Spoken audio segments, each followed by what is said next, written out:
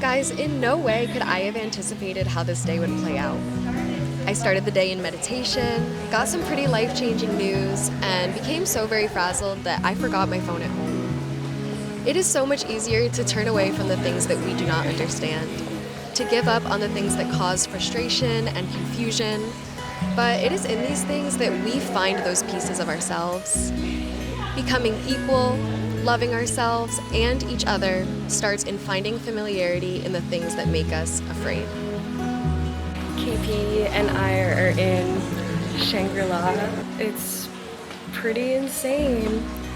It's so tranquil and there's such a beautiful collection of so many cultures here. So we're just taking our time here today, and this is my birthday present that you got me months ago because you have to book this place months in advance, and my friend KP is so very thoughtful, so I'm so excited to how crazy this is.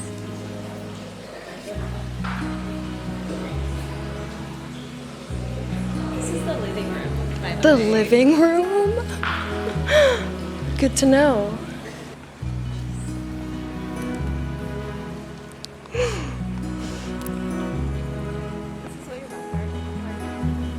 The fact that this was someone's house. Dissolving into the present moment creates so much agency in my life. I think there's so much self-understanding and awareness in sitting with yourself and trying to understand where you're coming from. Trying to convince yourself that you aren't inherently worthy, isn't it? And there's a deep learning in my life, in my mid-20s, as I realize that I need to be able to hear the negative talk first, and yet I continue to reaffirm myself that I am already in a safe and true narrative. Just humble guests in this home. Taking everything in. It's like all the ceramics. I don't even know how to showcase it. Well, this was in 1947. She had great taste. Inspo for your new house. We must close to tours because they said they're not there.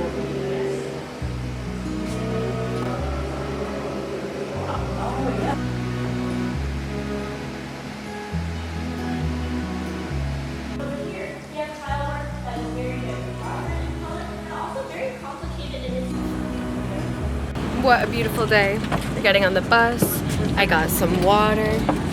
They gave out ice cream sandwiches that I can't eat, but KP can. What a dream. Hey. What a cutie. Cherry tomatoes if you wanna.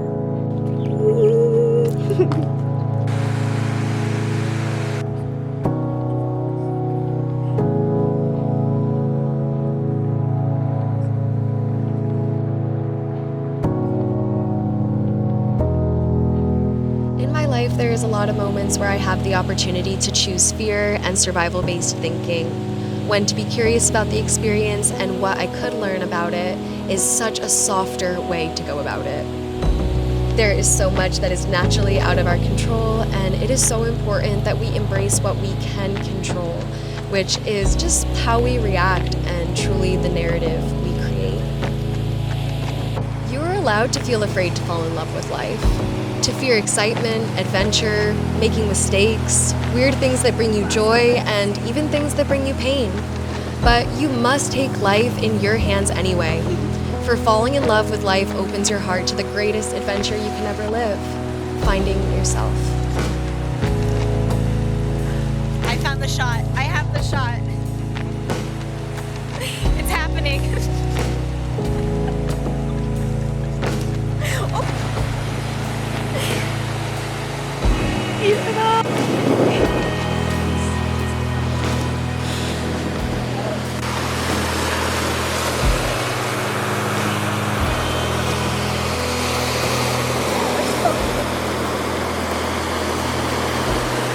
Thankfully, there's a new trust about me that knows we are not supposed to have the answers, and that on its own is pretty beautiful.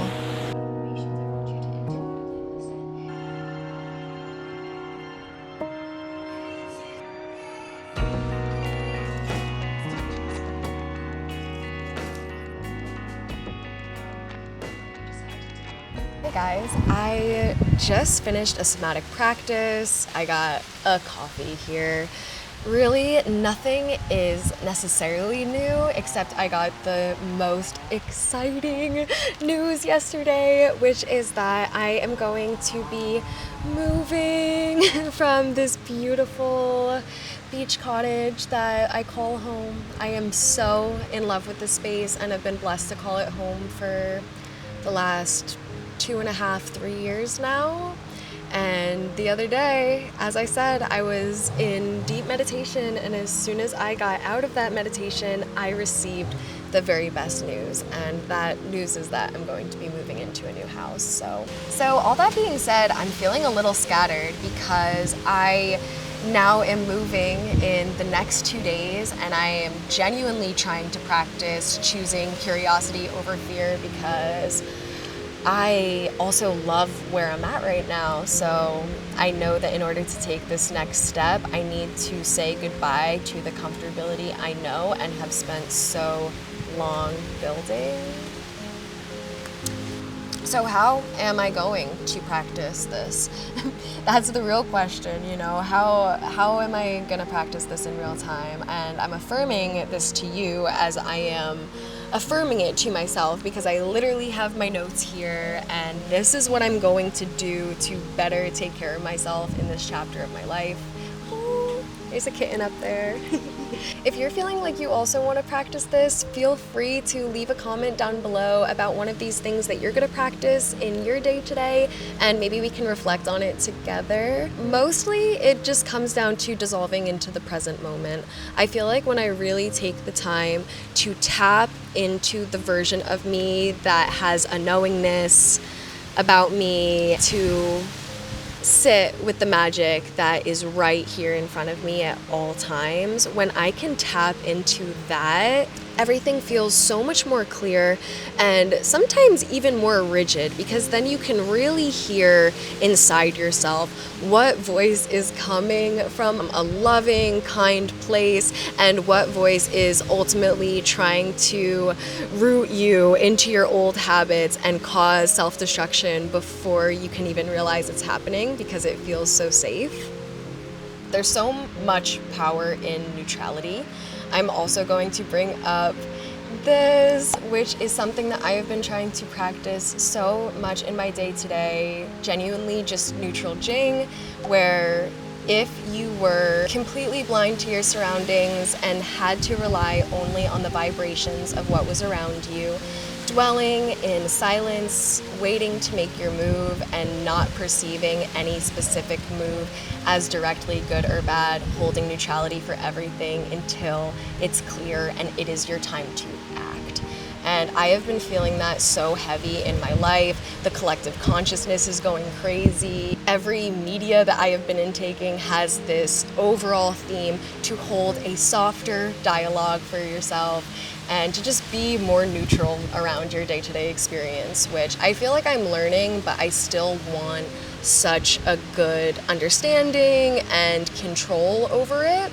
And a reflection that I was having with my partner and my friend recently is, you need to be able to hear the negative self-talk, that negative dialogue, before you can step in, interfere, and really change it. I think that is probably the hardest step, is actually being able to hear when your dialogue is shifting for you. I mean, I can barely realize it myself. Sometimes I'm just there.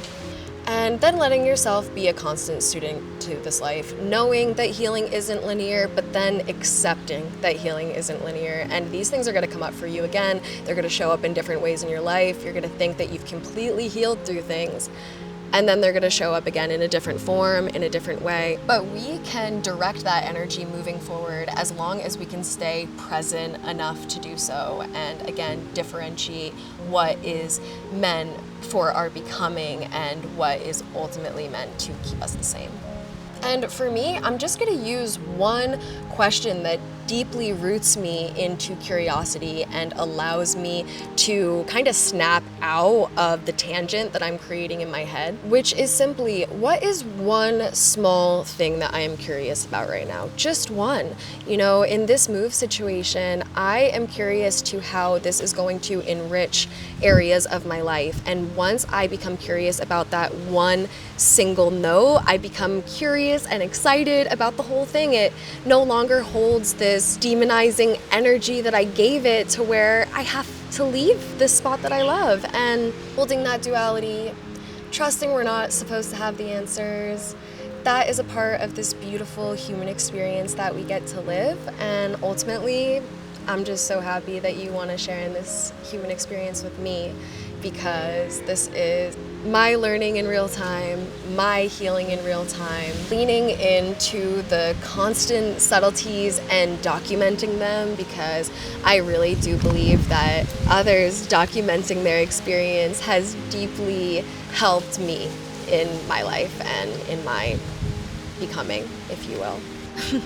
There is so much to unpack figuratively and literally. We are about to move and I want to film it. I feel like that's something that is going to be a little stressful for me. We all know moving is stressful and there's a lot of emotions that are surrounding this specific move, but I want to document it. I want to take you along with me. I am so excited for what's to come. This house feels like genuinely a miracle from God. I am giddy about it. So I will see you in a video next week. And yeah, just thank you. Thank you for endlessly holding all of this information so gracefully. And we are in this together. Ooh, my alarm is going off. If you have not set your alarm to 432 hertz yet, please do that, because I just don't like those crazy alarm sounds. And now we're getting tangenty because I don't want to ever say goodbye. So until next time, my dear friends, and thank you again for coming to my grace-friendly space.